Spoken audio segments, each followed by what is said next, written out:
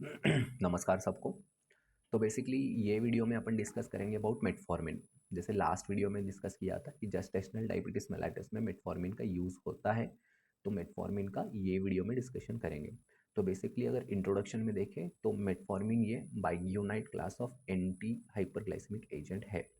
तो basically metformin का use type 2 DM में यूज़ होता है, टाइप 2 डायबिटीज मेलाइटस में यूज़ होता है। मेटफॉर्मिन का अगर देखें तो एक्शन कैसे होता है, ये both basal and postprandial blood glucose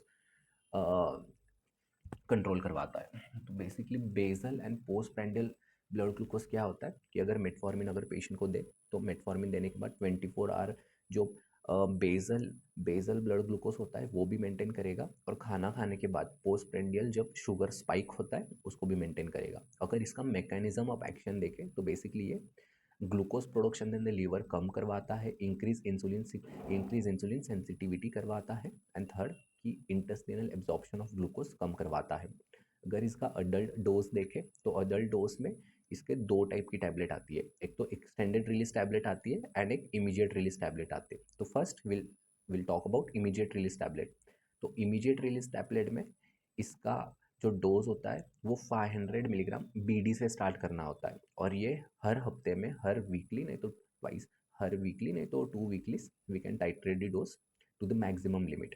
तो मैक्सिमम लिमिट कितना होता है, मैक्सिमम डोज ऑफ मेटफॉर्मिन जो एक्सटेंडेड जो इमीडिएट रिलीज होता है उसका है 2500 मिलीग्राम पर डे।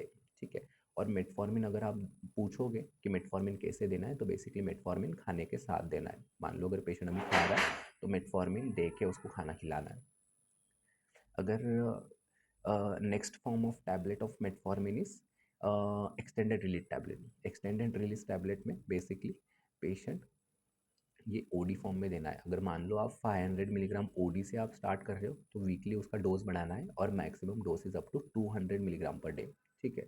तो other uses of metformin is like polycystic ovarian disease, और पॉलीसिस्टिक ओवरियन डिसीज में भी इसका डोज होता है 1.5 to 2 gram per day. Other use of metformin is gestational diabetes mellitus. जैसे आपने प्रीवियस वीडियो में देखा कि अगर पेशेंट को डायबिटीज़ हो रहा है इन प्रेगनेंसी तो ऐसे पेशेंट में भी मेटफॉर्मिन सेफ माना जाता है।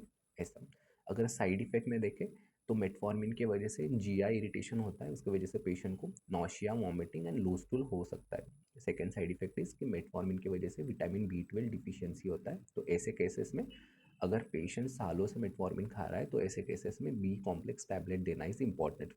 अगर डोज एडजस्टमेंट देखें तो अगर पेशेंट को लीवर डिसीज़ है, किडनी डिसीज़ है, तो लीवर और किडनी डिसीज़ के अंदर मेटफॉर्मिन को अवॉइड करना चाहिए। अगर patient is a case of CKD, और सीकेडी के केस में अगर उसका EGFR is less than 30 ml पर मिनट पर 1.73 मीटर स्क्वायर, तो ऐसे केसेस में मेटफॉर्मिन देना नहीं है। Rarely it can cause lactic acidosis, but हमेशा नहीं।